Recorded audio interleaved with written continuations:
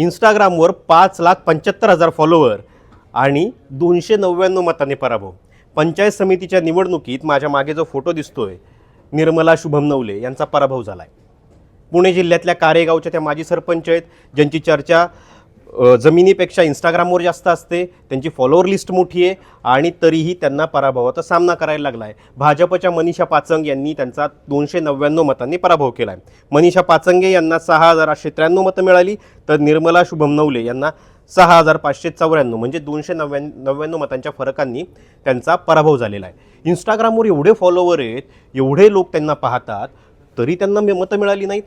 अजित पवार जो गट आहे, राष्ट्रवादी अजित पवार गट, ती गोष्ट पाहूनच कदाचित त्यांना वर्किंग प्रेसिडेंट केलेलं होतं.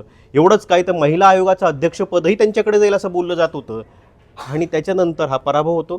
त्याच्यामुळे एक गोष्ट लक्षात येते, सोशल मीडियाचं जे जग आहे ना, ते आभासी जग आहे.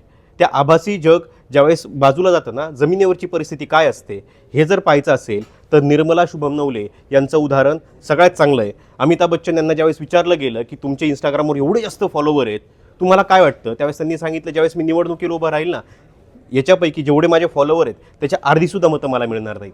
आणि हेच उदाहरण इथे सुद्धा एकदा परत सिद्ध होताना दिसतंय.